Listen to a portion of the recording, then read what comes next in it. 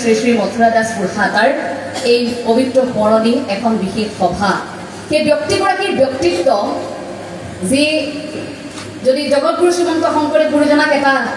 ঘৰৰ মূল খুঁটা বুলি যদি আমি কওঁ তেন্তে তেখেতৰ সৈতে থকা আন আটাপুৰুষসকলক আমি এই ঘৰটোৰ আন খুঁটা বুলি ধৰিব লাগিব যিকেইটা খুঁটা যদি এটা খুঁটাও বেকা হৈ পৰে হয়তো যি উদ্দেশ্যৰে গুৰুজনাই নৱবৈষ্ণৱ ধৰ্ম এই পবিত্ৰ ভূমিত প্ৰচাৰ কৰিছিল সেই ধৰ্ম হয়তো সফল নহলহেঁতেন গতিকে এই পবিত্ৰ অনুষ্ঠানটিৰ আৰম্ভণিতে আমি প্ৰতিগৰাকী পৰম পুৰুষৰ চৰণত সেৱা জনাইছোঁ পবিত্ৰ অনুষ্ঠানটিত উপস্থিত থকা সভাৰ সন্মানীয় সভাপতি মহোদয় এই বৰপেটা সত্ৰৰ ডেকা সত্ৰাধিকাৰ প্ৰভুকে প্ৰমুখ্য কৰি অৰণ্য যিসকল ব্যক্তি আছে প্ৰতিগৰাকীৰ চৰণত সেৱা নিবেদিছোঁ আচলতে আজিৰ এই সভাখনিত আমি আটাইতকৈ কনিষ্ঠ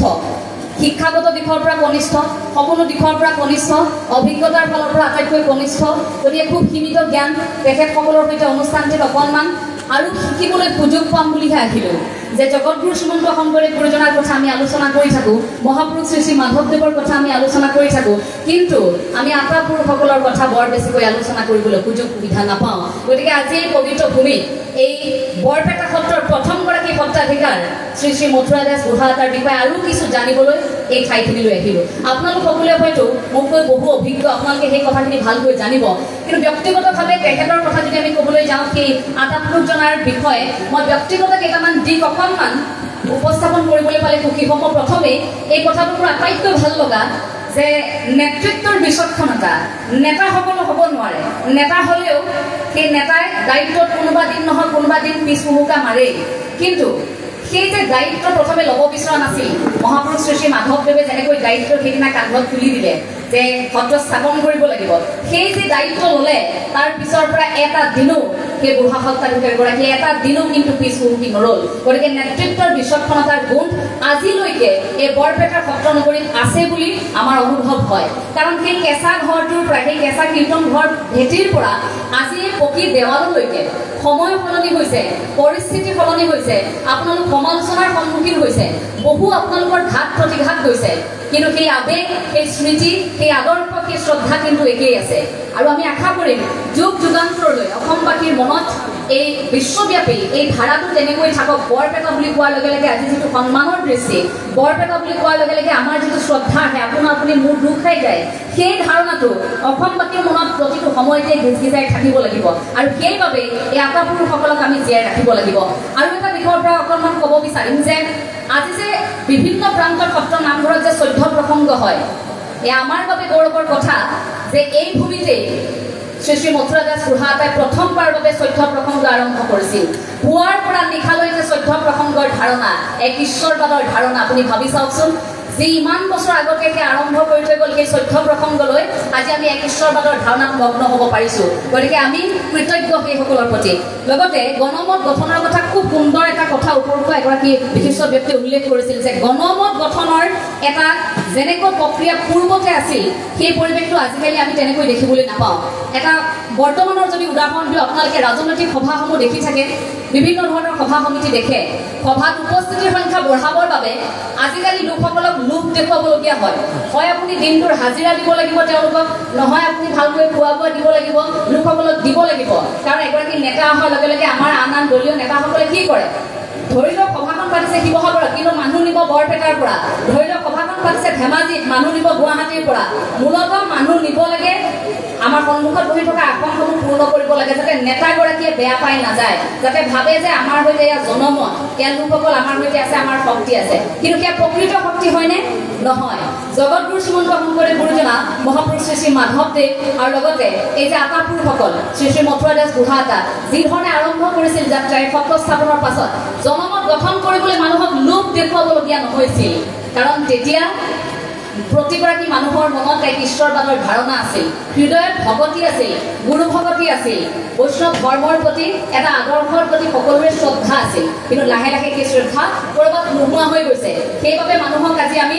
ধৰ্মৰ কথা ক'বৰ বাবে বা আমাৰ যি বৈষ্ণৱ পন্থা এই আদৰ্শটোক আগবাঢ়ি আহিবৰ বাবে গুৰু চৰ্চা কৰিবৰ বাবে গুৰু ভকতি কৰিবৰ বাবে আমি লোক দেখুৱাবলগীয়া হৈছে এই কথাখিনি এই প্ৰেক্ষাপটত এই সময়খিনি যথেষ্ট প্ৰাসংগিক বুলি অনুভৱ কৰিছোঁ যি ধৰণে আৰম্ভ হৈছিল সেই যাত্ৰাটো ভাবকচোন নৱবৈষ্ণৱ ধৰ্ম যি সময় জগতগুৰু শ্ৰীমন্ত শংকৰদেৱ গুৰুজনে প্ৰচাৰ প্ৰসাৰ কৰিছিল একেলগে আন আন ৰাজ্যত যি ধৰণে প্ৰচাৰ হৈছিল সেইসকল গুৰু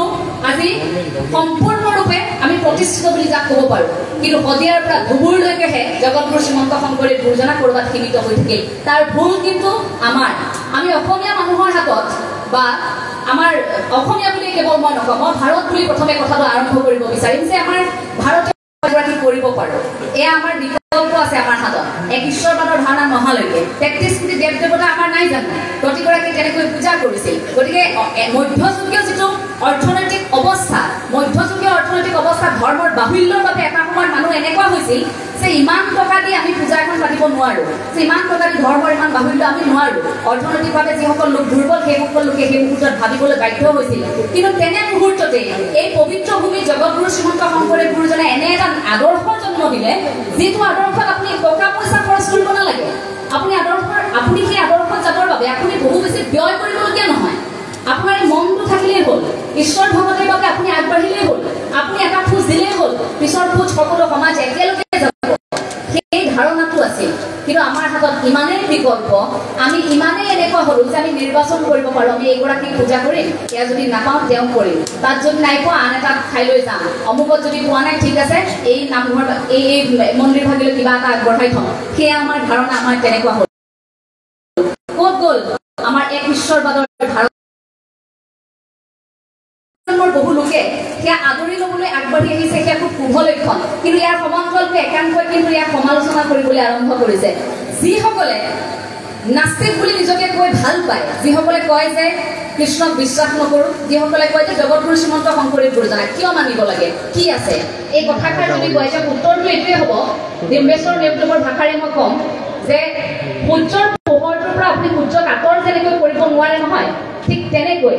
আপুনি জগতগুৰু শ্ৰীমন্ত শংকৰদেৱ গুৰুজনাক অসমীয়া জাতিৰ পৰা এই অসম ভূমিৰ পৰা আপুনি আঁতৰাই ৰাখিব নোৱাৰে যদি নাস্তিক বুলি কোনো লোকে যুক্তি দি আপোনাৰ আগত ক'ব বিচাৰে তেন্তে সেইসকলক উত্তৰ যিসকলে কীৰ্তনক স্বীকাৰ কৰিব নিবিচাৰে সেইসকলক কম ঠিক আছে আপুনি কীৰ্তনক নামানে নালাগে মানিব আপুনি ক'ব নিবিচাৰে যে মই ঈশ্বৰ বিশ্বাস কৰোঁ ঠিক আছে নালাগে বিশ্বাস কৰিবলৈ কিন্তু মনত ৰাখিব আপুনি কীৰ্তনক নামানে কীৰ্তনক আপুনি একাষৰীয়া কৰি ৰাখে কীৰ্তনৰ কথা আপোনাৰ জীৱনৰ বাবে প্ৰাসংগিক নহয় নাম গোৱা আপোনাৰ বাবে প্ৰাসংগিক নহয় ভাগৱত আপোনাৰ বাবে প্ৰাসংগিক নহয় শ্ৰীমদ ভাগৱত গীতা আপোনাৰ বাবে প্ৰাসংগিক নহয় আপুনি মনত ৰাখিব আপোনাৰ জন্ম কিন্তু কীৰ্তনৰ কোলাতেই হৈছে প্ৰতিগৰাকী অসমীয়াৰ জন্ম কিন্তু কীৰ্তনৰ কোলাত হৈছে ইয়াক স্বীকাৰ কৰিবলৈ অন্তত মৃত্যু পৰ্যন্ত এই কথাখিনি স্বীকাৰ কৰি যাব লাগিব আমি দুখ পাওঁ নতুন প্ৰজন্মই যে আমি যেতিয়া